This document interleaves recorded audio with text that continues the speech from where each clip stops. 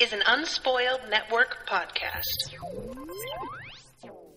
This is Spoil Me, covering Deadwood, Season 2, Episode 1, A Lie Agreed Upon, Part 1. In this episode, unfortunately, for the intense ship that I have going on with Seth and Alma, Seth's wife turns up, rather unexpectedly, without letting him know she's coming. And it's Skylar White. I did not see that coming. Welcome to Spoil Me.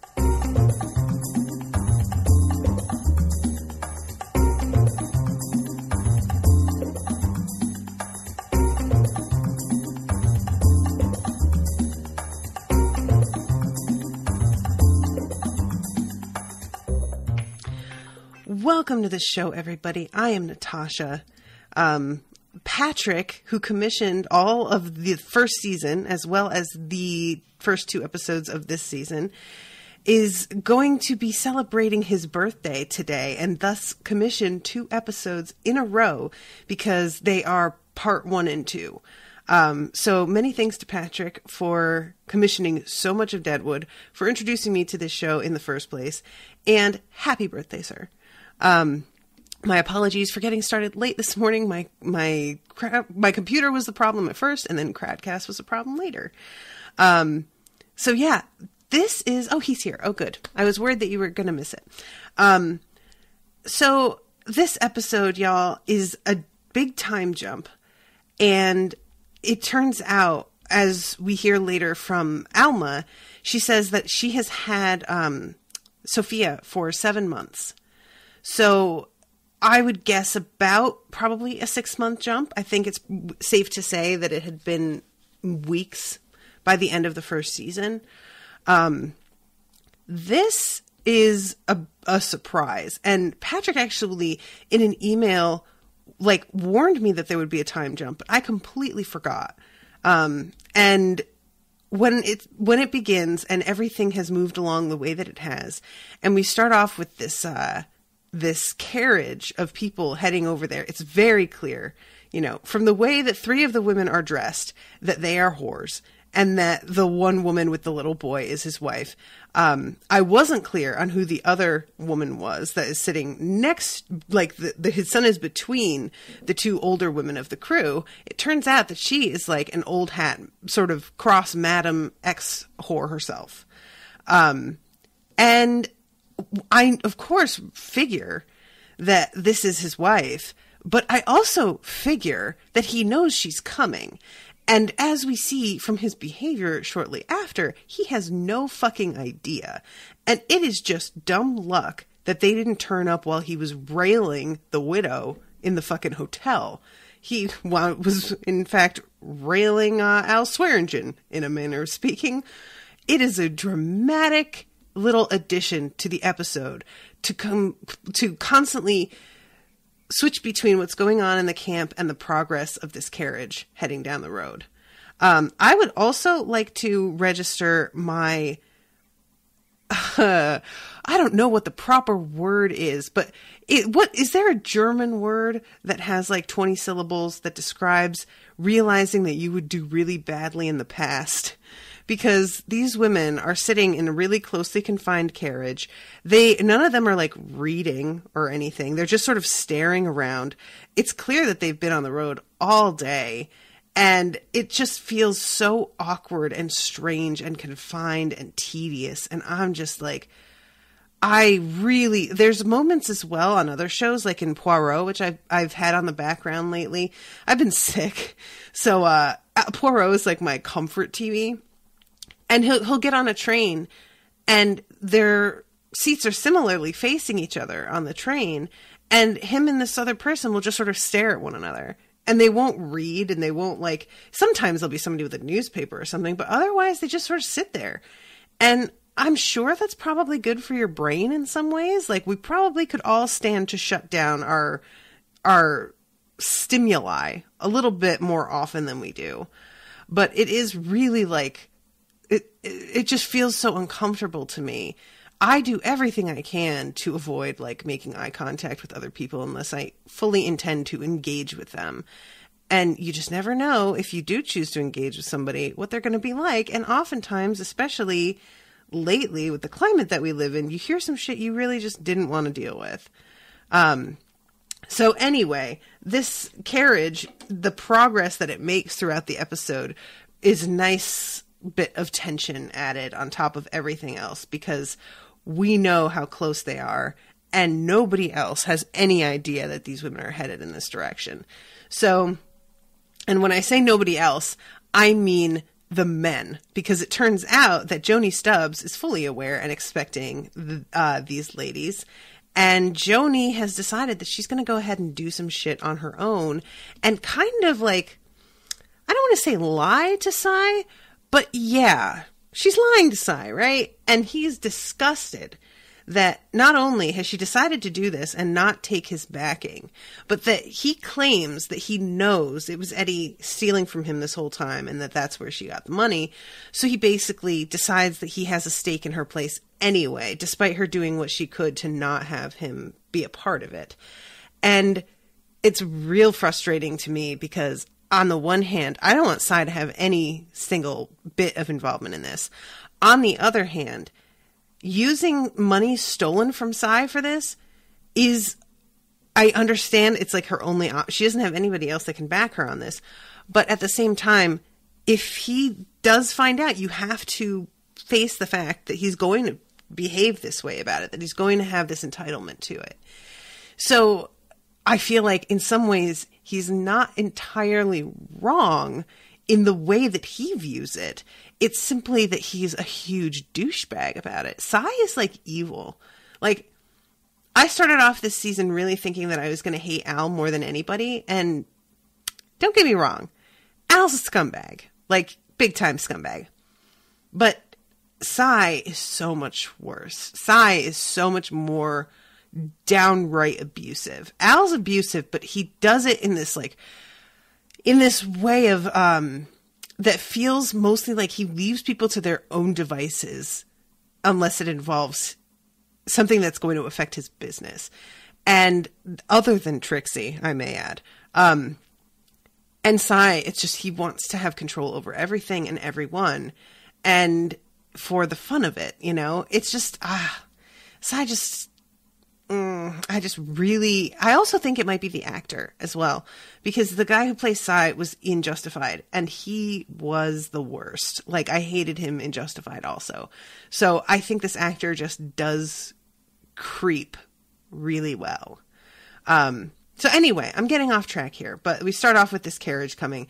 We have this wonderful scene that I love so deeply.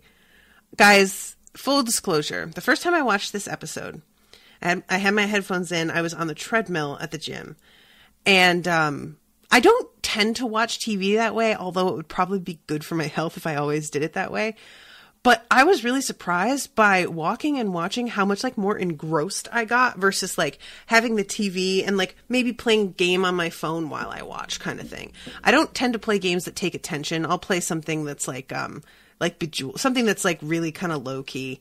But walking and watching a show that you are very deeply invested in, when there's a crowd of people around you who are not also watching it, leads to a lot of weird looks. Because Seth and Alma are sitting next to each other. He's explaining to her about her worth from her gold claim. He is behaving very sort of professionally and standoffishly, and as is she, even though she's looking at him like he's a fucking meal, which he is. And she starts to get up and walk away, and he grabs her arm and turns her and kisses her so lightning fast. And I, alone on my treadmill, went and like clapped a million times, and the person next to me sort of stopped, like I kind of scared them for a second. I think I startled them.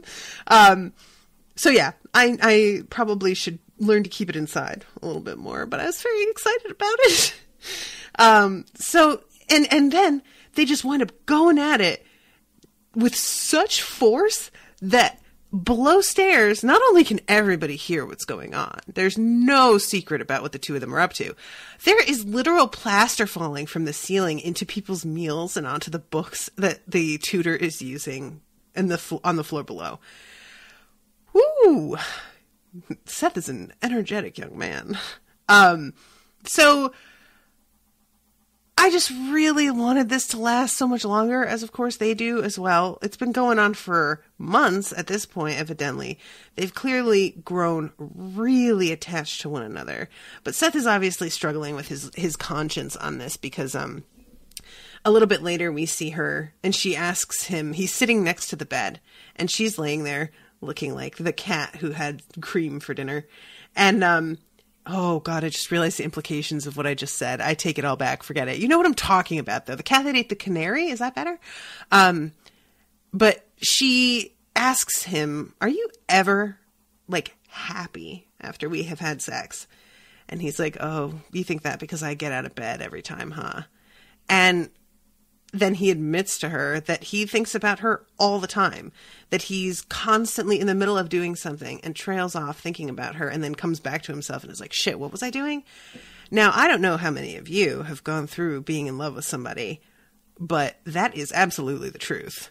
It is very distracting. Anything that does not directly have to do with that person in your daily routine feels like an obstacle to be overcome to reaching something that does have to do with that person. And I just really liked the way that he's like describing this to her, that he's like, I'm sitting here right now actually thinking about how beautiful your toes are, which okay, I guess. And when later Al calls Seth cunt-struck, Al's not wrong at all. That's exactly what's happening here. Like, you can say it's love, and it certainly is, but this is that part in a relationship where the sex is also, like, paramount. And I just really, really enjoy the fact that they had some time together, even if I did not get to bask in it the whole time. So this leads to Seth walking down the street and Al making some comments off from the balcony, which leads to them getting in a fight later because Al basically calls him out for fucking the widow in front of everybody, which is exactly what the fuck is happening. And everybody knows that's what is happening.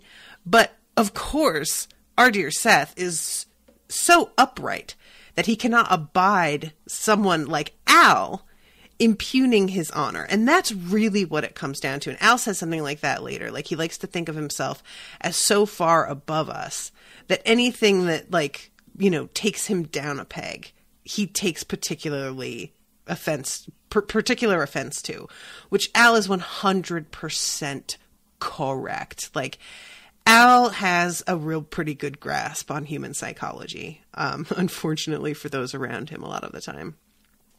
So, okay, backing up a little bit though, before Al yells at him out the window, off the balcony, Al has a meeting, and this is the beginnings of the this is the budding before the blossom of the conflict between Dorothy and Silas.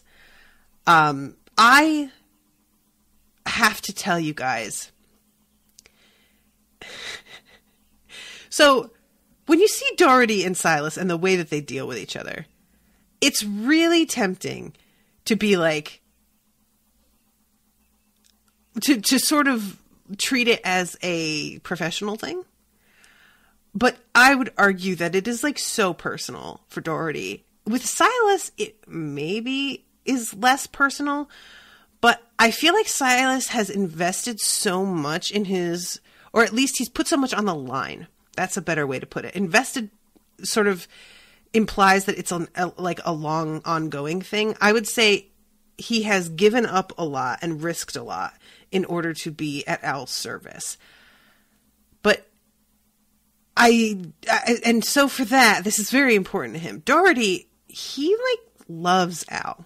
And I mean that in a platonic way. Like, he is this is a man that he like admires and looks up to and wants to please so bad.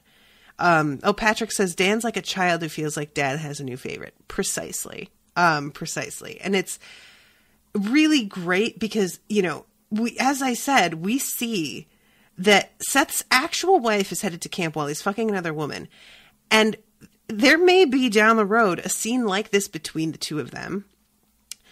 But instead, we get the scene between two men on a professional level instead of between two women, which I think is a really nice like sidestep of the expectation the audience probably had of what was going to happen when Alma and Seth's wife, whose name escapes me, actually, I forget, Martha, I think it is, when they meet, I think you sort of think that they're going to like have this moment, but instead I think that Martha is aware of like the role that she plays and is just kind of hoping for the best, but is being a little bit practical about it as well. So there's I think she gets what's going on. But this scene with Doherty and Silas is the beginning of like, Silas is here bringing some news to Al. He is telling him that the governor is sending a bunch of people to, they're going to have like a commissioner. And everybody that the governor is assigning is from Yankton. Now, Patrick, if you have some like easier ways of explaining some of this to me, or if you like know more background and can help me out with this, where is Yankton? And so we had, Seth earlier was in Montana. Deadwood's in one of the Dakotas, is it? And Yankton basically is the establishment, as I understand it from the way that they talk about it. Basically, Al had been hopeful that he would be able to control who was going to be in charge, and that it would be somebody that he had a previous relationship with, that he could depend on to have his interests in mind when they made any sort of decision. And instead, he finds out after the fact that the governor has assigned somebody to take care of things and not taken into account Al's preferences or needs at all. And Al takes definite exception to this because he has paid out a bunch of bribes that he really thought were going to mean something. And this is the second time that Al has found out that the bribes that he has paid do not do what he thinks that they should do. Which you'd think he'd be kind of used to that by now, but when they say there's no honor among thieves, it's really striking that the politicians have less honor in this arena than Al does, the man who murders at a whim. So yeah, he's really irritated by this. And Silas, when he delivers the news, knows that Al is going to be fucking irritated. And I just really enjoy the whole, like, the way that Silas and Dan eyeball each other as they're walking by one another. And Dan, of course, decides that he wants to go and find all of these dudes and murder all three of them. I'm gonna read this exactly. Being as you're the bearer of unsettling news, why don't you step the fuck inside? So he comes in, no one from the fucking hills, huh? All Pennington's people. And Dan says, saves time, just travel to one destination, murder the three of them. See how they like being commissioner after they're dead. You can see Al knows this is a bad idea, but gets a bit of a smile on his face at the thought of it. Like, he really does just kind of want to kill everybody that's a problem for him right now, which, frankly, I sympathize with. But yeah, it's obviously a bad plan. Like, when they're talking about it a little bit later, Silas says, if you fucking try and kill them all, you're going to put yourself in the exact position that he is hoping for. Because basically, these dudes are working as commissioners and eyeballing control of Deadwood, hoping that Al is going to do something outright that causes them all to have a reason to move on the camp and take any sort of controlling interest that he has away from him. And that could either be by just killing him or arresting him, you know, like, who knows? So the whole situation here is sort of like a waiting game now. Al is going to have to sit back, let these people that don't have anything to do with him become commissioner and visit with them and see exactly what kind of people they are, how much they're willing to work on him. And also, the governor is trying to suss out exactly how much influence Al has. If there is any way that Al can retaliate without killing, but doing something a little bit more political and underhanded, basically, you know, how creative, how much power, how influential is Al besides just having somebody at his disposal to go and slit people's throats? So they're each sizing each other up at this point. And it's just bad news. It's bad news for Al. So there's also a pretty great scene where Al goes outside and sees that they're erecting phone poles for telegraphs. And he is really like old man yells at cloud right here, shaking his fist at the sky about the progress and the fact that, like, you know, Dan says something about like, well, you know, the quote heathens have used smoke signals forever. And it feels like we're just kind of catching up to them. And Al's like, listen, when is the last time that news from a stranger was good news? I mean, you've never gotten a letter from a stranger that wasn't bad news, right? And Dan realizes that the last time he got a letter from a stranger was bad news about Pa. So Al is just sort of, you know, Al's in a bad temper overall. I should mention his health issue right now also. So I, at first, because of the fact that Al cannot take a piss, thought that it was something like kidney stones. It turns out from my looking up what Gleek, or what is it? Grek? I don't remember. But looking up what it is, Patrick says gleet. Okay, cool. That this is from gonorrhea. And that this like causes like painful urination and really bad swelling. And gleet is like the, what do you call it? I can't remember the word, but basically it oozes from inside your dick, which is the worst thing I have ever heard. And I don't know in this era what kind of treatment that they have for gonorrhea or chlamydia. Like, obviously, if he has it, either like this has not been a problem earlier. So it's something that can lay dormant in your system for quite a while. And I imagine that Trixie must have it also, which is like, just such a shame. These poor women having to deal with this. Like, what a fucking unfair life. But yeah, so he's already bad-tempered because he's dealing with that, and it's super painful. And then this news also makes him even more irritated. So that by the time he goes outside to talk about these fucking telegraph poles, he is clearing away, like off the, I was about to say off the reservation, but I'm trying to stop saying that.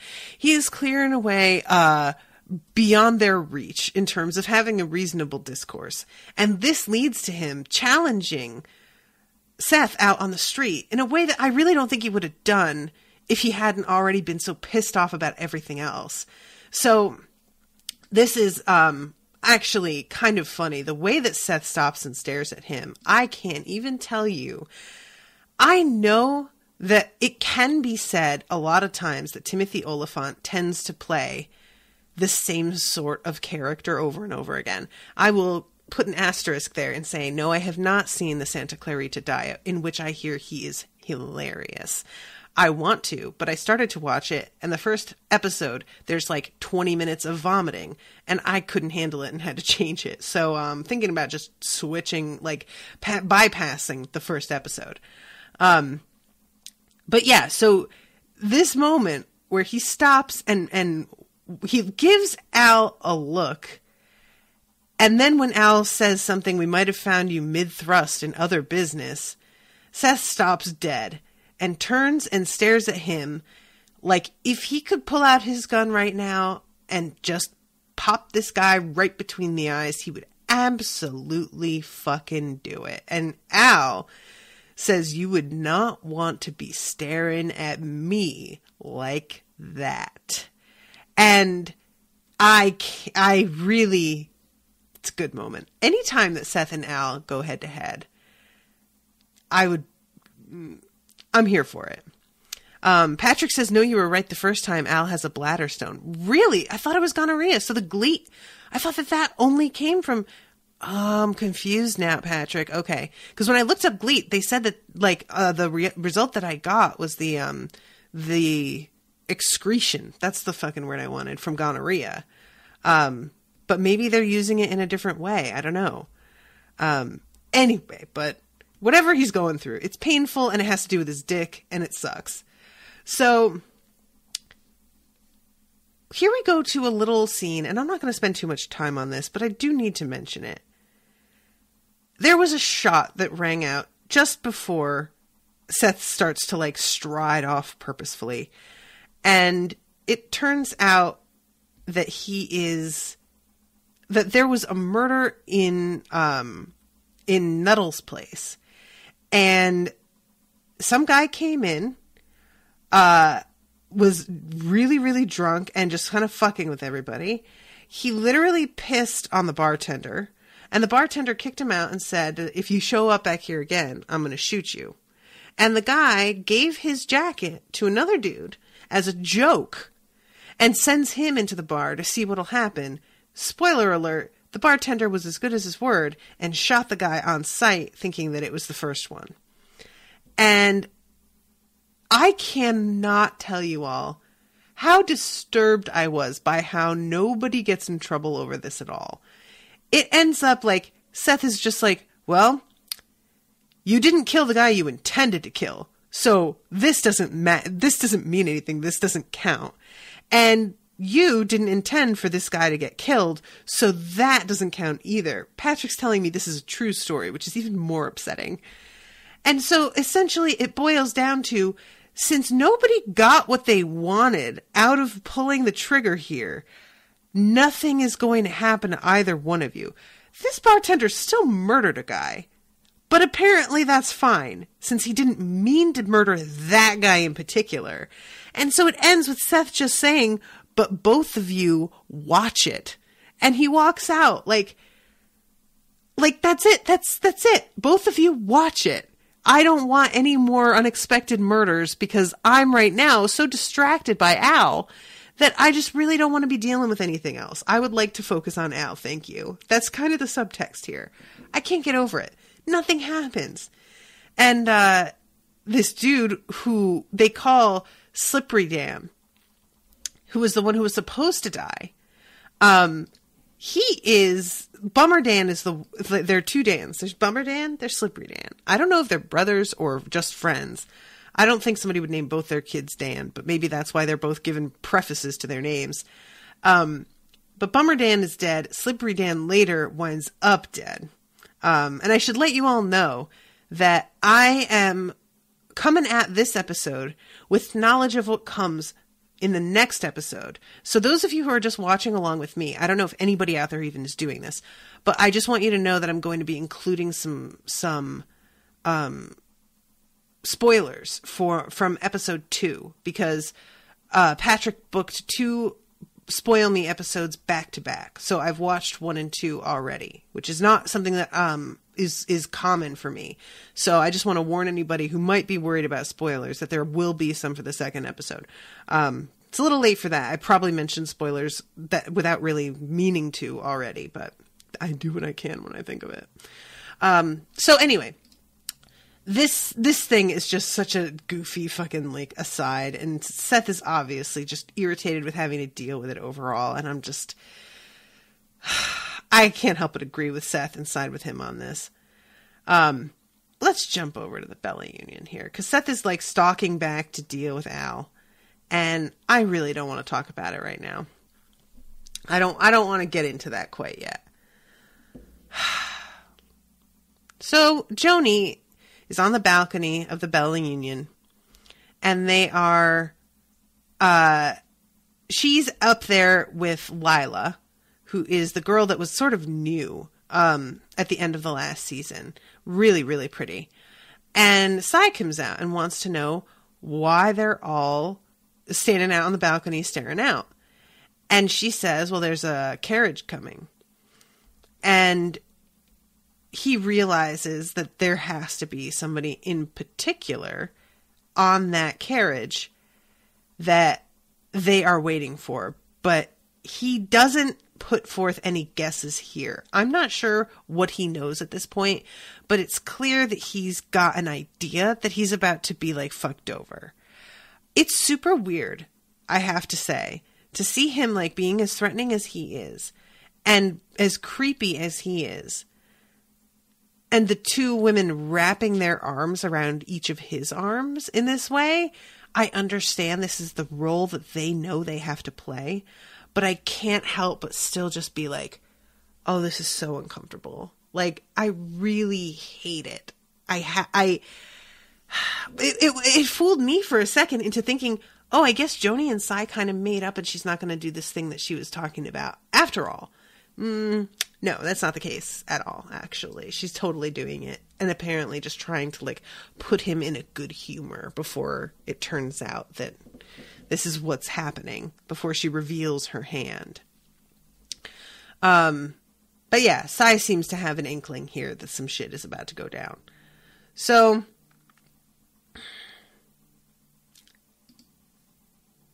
all right, I guess I can't put it off anymore. Let's talk about the thing with Al and Seth. They go up there, or Seth goes up there. I didn't realize the significance of him taking off his badge and gun. I should have, but I did not. And what it means is that this is a personal affair that he is about to take care of, not in his capacity as sheriff, and thus he is not going to be wearing the ornament of his station while he beats this guy's face in. Him and Al chat for a minute, and Al is just pretty much disgusted at the fact that Seth has sort of let his responsibilities fall to the wayside because he is in love with this woman. And he tries to frame it as like, there's cunt of every kind in the world. Why are you so obsessed with this one? He knows perfectly well. Like, he really does. But he's just trying to, like, shame him. And the fact that he keeps talking about her in those terms is obviously making Seth all the more angry and irritated. I love when Timothy Oliphant's nose, like his nostrils flare when he starts to get angry. And as he takes off his belt, you can see that his hands are like almost shaking because he's so angry. Have you guys ever been that kind of angry where you start shaking? It is a very unnerving sort of feeling. Like you can sense your entire body spiraling out of your control. And there's just not really much that you can do about it unless you're able to A, vent your anger, or like breathe deep and get past it. And I'm not always able to breathe deep and get past it. And Seth has decided that he's going to vent his. So they like get in this massive fight. They roll right the fuck off the balcony, land in the street, begin to, Seth clearly has the upper hand here and is pounding Al's face in. Like, really. There is no question at all that if Doherty had not stopped this, Seth could have killed Al. He would at the very least be the winner, but he could have killed him. And unfortunately, Doherty has his gun out and is like ready to kill Seth. He bashes him in the head to get him down. And Johnny is over here with a gun as well, backing up Al, so that when Saul and who we find out is the deputy, Charlie Utter, try to get involved on Seth's behalf, it turns into a series of injuries. We have Seth with his busted skull from the gun butt. Utter gets like shot right next to his head, and I don't know like if it grazes him or not. I don't think it does, but obviously his friggin' his hearing is very badly affected by this. And Saul gets shot in the chest, and I really thought Saul was dead. I really did. And I was like much more upset than I expected I would have been if you had told me something was going to happen. Like I like Saul, but I don't think that I realized how much I am like low-key waiting for things to work out for him a little bit more. And I just, when it looked like he was going to die, I just felt so cheated, you know? But it turns out that he's going to be okay. He's just really, really badly injured. He's not out of the woods because these kinds of injuries can go septic and kill you anyway. But he's in pretty good hands, I fancy, with Doc Cochran, so I'm going to trust that he's going to make it out alive. Throughout this whole fight, by the way, Cy is up on the balcony watching and hoping that they are just going to kill each other and erase an entire problem from his books. But that is not what happens. And they are in the middle of this fight, and fucking Al had already said to Seth, he didn't say, I don't have a knife. And Seth should have known better.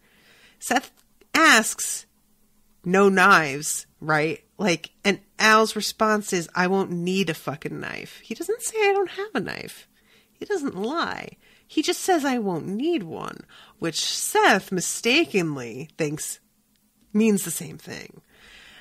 So he has his back turned and is like on his hands and knees when the carriage pulls up with his family, who see Seth on his hands and knees in the mud covered in blood. And Al sneaks up behind him and has this knife out and says, oh, look, I did find a knife after all. And is about to kill Seth like he could easily have done. But then Al looks up and sees this little boy peering out of the carriage, and he can't do it. And he says, welcome to Deadwood can be combative. And he says, I'm sorry, welcome to fucking Deadwood. It can be combative. And then sort of tries to like take one last swing at Seth. And he's got broken ribs, and that swing almost like knocks him down flat, and he just sort of stumbles away. And Seth forces himself to stand up, on the ground somewhere, covered in blood. And he goes and greets them in this fucking state. Just about manages to like finish being like, your house is down this way, tell somebody to lead them there, yada, yada, yada, and then faints dead away. And it's actually pretty funny, I have to admit. Also, I know I'm so sorry, guys. I know how tired you all are of hearing about how beautiful Timothy Oliphant is. But his face covered in blood here, and later on when he sort of like smiles at his kid and then shiftily looks away, there is somebody in the group who used that gif of him on a post I made about how beautiful Timothy Oliphant is, and I think that might be my like favorite look of his so far. Covered in blood with a little smirk and like a kind of side eye. That's some good shit right there. So honestly, it's not a great meeting for his wife, in terms of like overall presentation of what Deadwood is like and their general safety and whatnot. But I do have to say, if I were her, I might be a little bit like, well, what's up? Arriving to something like this. So let's go back to Cy Tolliver, who is greeting Maddie. Maddie is played by Alice Creech. I think that's how you say her name, whom I have seen in many roles. She always plays a kind of a hard ass, and I enjoy her a great deal. She apparently was either somebody who was in business with Cy before, or was one of his girls at one point, but I get the impression that she's older than he is. So I think that they were like in business together, or she was even above him at one point. Maybe had gone into business before him. Anyway, she is somebody that is intimidating enough to him that he treats her with some sort of measure of like grudging respect. And I say some sort of measure because he still mouths off and is really shitty to her and in front of her. But it's more than I sort of was expecting in a lot of ways. I would also like to register the fact that her skin is immaculate, and I don't understand how her skin can be better than mine when she's clearly like twice my age, and it's just not fucking fair. Cy basically throws a fucking temper tantrum. It is so pathetic. He says something about Gettysburg and tries, like, I don't even understand exactly what he's talking about here. But he's then says to Joni, "You secured that building, huh, honey?" And chucks a package at her. She doesn't even move in response to him throwing it. I thought that I was going to be able to come out ahead with Joni for the first time, like, ever. But I never, ever have. I've been giving Joni jewels for her fuck money since she was 14 years of age, and not once did I come out ahead. And since November, she has had this building. It looked to me, he says, like the project lay fallow, but I guess it was just germinating. And he then says, an 18-year relationship between me and Joni. I don't think it's too much to ask for one moment alone. So Maddie gets up and leaves. She is just so dignified throughout all of this. She manages to keep her face a complete mask. She talks about how she feared losing her nerve the whole way there. But I don't really know if that's true or not, because she seems so fucking unflappable that I can't help but think, like, this is a fucking cast iron bitch, as they say. So, all right. This conversation, he says, you get no argument from me. It's been me nudging you from the nest this whole time, young lady, urging you to take wing. And Joni keeps saying, okay. And then he'll stop and look at her and look like he's almost going to cry. Guys, I have never seen such a beautiful example of what a fucking child grown-ass men can be as this scene. She's a beautiful example as well of how much women have to learn to control their reactions to shit in order to not incur further violence. There are a lot of people out there who hear stories of women being harassed or hit on in a really gross way or followed or whatever. And they'll be like, well, why didn't you, tell him to fuck off? Or why didn't you look at this scene with Cy and tell me that if Joni had not stood up and told him to fuck off, he wouldn't have knifed her at where she stood. He wouldn't have decked her in the face. I absolutely think that she handled this the way that she needed to handle it, which was to be as passive as possible. Unfortunately, women have had to put their very justified fear and anger on the back burner in favor of not being hurt or killed since the beginning of fucking time. And watching the way that she manages to keep her cool, despite him throwing things in her face, screaming obscenities and abuses at her, standing over her, obviously trying to incite her to do something that would justify him hitting her back or retaliating in some way physically. It's so hard to watch, and so, it makes me so angry, and it's so accurate. And I really wish more people understood that you don't have to throw a punch at all to be abusive to somebody. He has never hit Joni. And you guys would never argue that he's really abusive towards her, right? Like, this whole thing. He goes, where did the money come from that bought that place? And she just looks at him and says, well, your daddy sold you for $6.50. So a rich relation is really a bit hard to swallow. Any further silence will get me more violent. And she just says, you know where that backing came from.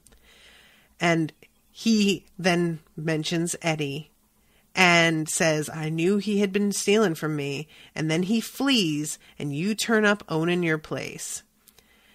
And this is when he says, essentially, well, that's my money. So I still have a stake in this. It's really the whole way. He says something like, could I make it with you dead? He's still putting killing her on the table. And she says, why try? With this like even-handed response that is just, it's inhuman that we have to have that level of self-control when somebody to our face has just like suggested that maybe it would be better for them to kill us than to let us go and do our own thing without them standing over us. It's so unfair. I hate it so much. So then he starts to say, shall we all take the air while Maddie hears the happy news? Let's go get the fucking crone. So they're going to go all out on the balcony. And he's trying to act like, oh, isn't this all very exciting? But this leads to one of the uglier scenes. And that's really saying something considering how everything has gone with Sai so far. But it really is deeply fucked up. They're all on the balcony and he has her like parade out all of the new girls. And he gives them, quote unquote, Doris, who is one of his girls, claiming, of course, oh no, don't worry, she's not going to spy. It's just a token of goodwill. Yeah, okay, buddy, sure. We all definitely believe that. And Sai says that he wants all of these girls. He says, this bottle's a little small, but I guess all of you girls are used to making the best of that. Let me toast to our bold new venture. And he has all of them stand there and stick out their tongues and dumps champagne like across their tongues into their mouths and grabs a couple of them that don't and like yanks them forward. It is just, it's so demeaning and so disgusting. And when he grabs Doris and says one of the Bella's best cocksuckers, it's just like, they're not even people. You know, they're not to him, like genuinely not people. I believe that.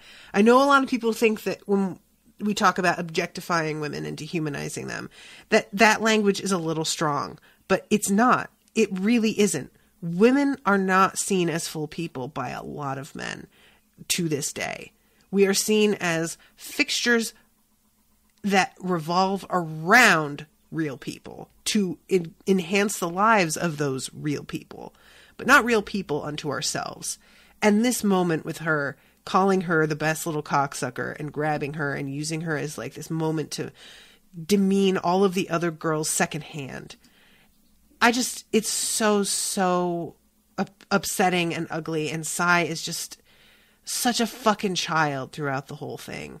And he says, don't reject Doris because you think that she's a fucking spy. You'll just get her belly cut by me just to show that I'm serious. And then you'll get an uncut Bella whore sent with you. Being as funds stole from me by Eddie put the Shea on me on its feet, I consider myself an investor and I will have my interests looked at. 60 cents from $1 and a true count fucking verified. 60 cents from $1. Yikes, guys. That's just, I hate him so much. I want somebody to kill him. Will somebody please fucking kill him?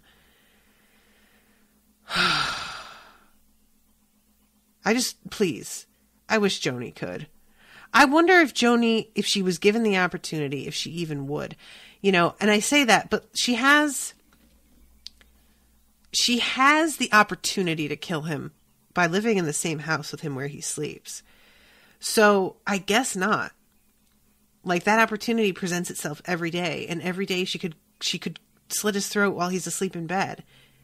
So I guess she wouldn't. Oh, guys, is that the most depressing thing you ever heard? And yeah, as they walk out, he says something like, "What do you think, that I'm gonna throw my shit after you? Don't talk to me like I'm no fucking monkey." And of course, Joni just has to say something like, "No, Sai," and kind of, again, let him air his grievances like a child, and then screams after her after they close the door, "Get those cunts out of here. Don't believe there's no good women till you've seen one with maggots in her eyes." This guy's fucking nuts. I hate him so much. I hate him so much. Ugh, I hate him so much. Okay, I'm sorry. I know that I just keep repeating myself here, but this is just such an ugly fucking moment. All right, so can we talk about this scene? Because the widow decides that she's going to bring a basket to the hardware store, because they have Seth on the table in that store, and he is going to be drugged up so that they can dig the bullet out of his chest. And poor Saul, he is so, I think I called him Seth a second ago, but Saul is flying high. And I appreciate very much the fact that there is somebody there like Trixie to tell him that she hopes that he's suffering really badly, because otherwise he's going to feel too good and this could probably ruin him for life. So Saul is having a good bad time. And the widow decides that she needs to bring something over to greet Seth and his wife and their son. Their son, I don't remember his name. But she's trying to do the thing. She's trying to do one thing to save face and one thing to sort of let Seth know that she's aware his wife is in the camp. It's a twofold proposition here.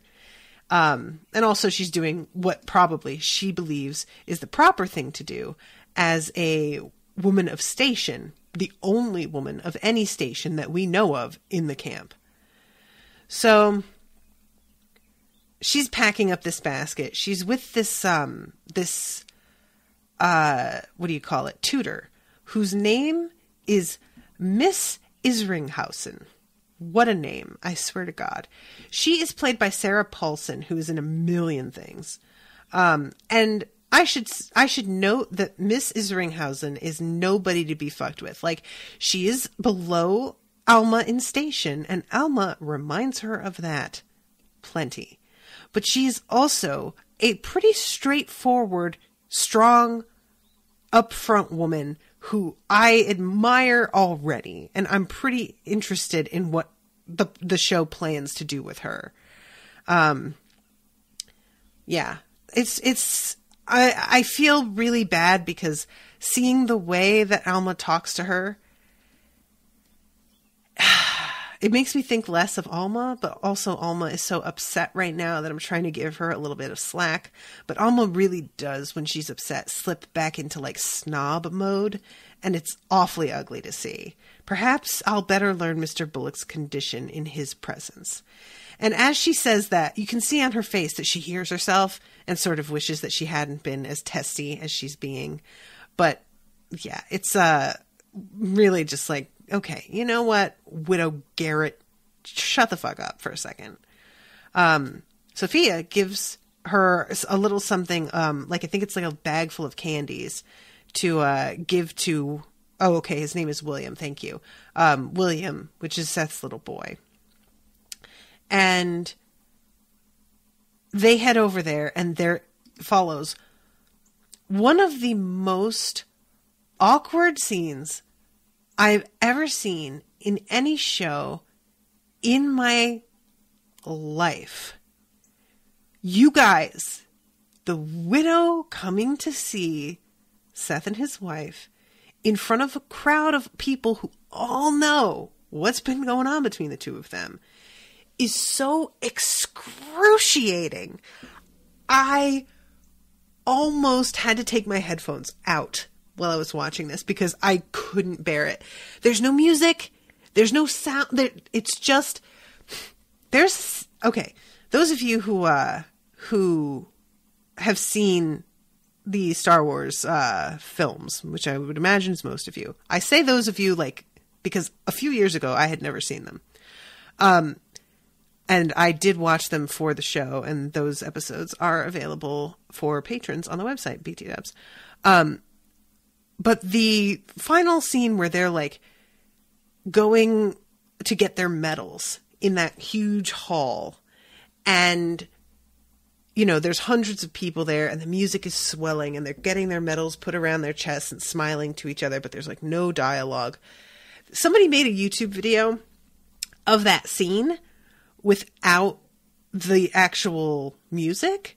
So it's just this strange silence, and you can hear feet scuffling. You can hear the echo of them walking down. You can hear people coughing a little bit in the background.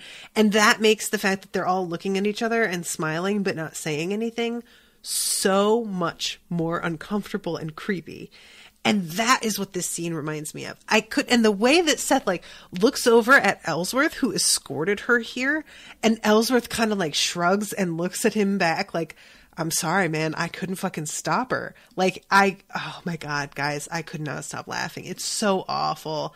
And she's trying to be as respectful and kind as she can, but everybody else feels so weird about it that it's making it pretty clear to Martha, who may otherwise not have known at all what was going on here. I think she gets the sense of what's happening because of the way everyone else is behaving. And it's so unfortunate. Alma, if you had just been able to make this a one-on-one call, or just do something in a way that wasn't so upfront with this entire crowd here. And then Seth says something you remember her from my letters. And his wife has to be oh, right. But later on, we find out that he only mentioned her the one time. And it's very, very awkward to Alma as she's walking away to realize that he hasn't even talked about her to his wife at all, which looks much more suspicious this side of things. Oh my God. And this is just, I can't handle it, guys. It's so awkward. And she finally leaves, and I was thank God. So finally, Seth decides that he's going to bring them over to the house that he built. Spoiler alert. This house is beautiful. He did an amazing job. I was not ready for this at all. He tells them that he built a place, and I'm expecting some kind of nothing. Basically the kind of, false front bullshit that's in the rest of the camp. And no, there's a little creek that they have to cross over this small bridge to get to. And the place has a big bay window in the front and a porch, and it's just lovely. It's not fully outfitted and finished inside and everything, but still. So he brings them to the front door, and he tells them that he's going to be back later, but he doesn't, I don't even think he even says that. He just says something I have something that I have to go take care of. And he leaves, and I thought that he was going back to the gem. I should have known better. He goes back to Alma, and she opens the door, and they look at each other for a moment. And as he's walking over there, you hear the pieces of the letter that he wrote to her about the house. And he goes into incredible detail in this letter describing the wood that he chose, the kind of joints that he used, like the whole thing about building it, but he doesn't actually like express anything personal. It's almost like depressing, honestly, to hear the way that he wrote to her. And it underlines the difference between what's going on between him and Alma, because this sad, impersonal letter is happening here. And then when she opens the door, they immediately like grab and cling to each other. And it's just so heart-wrenching. Like, guys, if you've ever been in a relation, or if you've ever like been really into somebody that you couldn't be with for whatever reason, you know what this is like. And it's the kind of thing that it chokes you. It's so painful. And I hate it. I hate it. It's not Martha's fault. I don't hate Martha. I don't want anything to happen to Martha. I think that would almost be worse. But also, can't we just like, oh my God. What would be ideal is if Martha like fell in love with somebody else and then they divorced and she married the other guy. Maybe Ellsworth. I feel like he would be pretty good. But anyway, so that's the end of the episode. I'm behind my time, so I'm going to wrap this up. But that was a hell of a premiere of the second season. And again, thank you to Patrick. I will be starting the next episode in about 10 minutes. As soon as I can, basically. I just have to wait for this file to save on GarageBand, which can take a few minutes. And then I will be back to talk about episode 2 of season 2. So stay tuned, everybody. I hope you're enjoying the coverage. And, toodaloo, motherfuckers.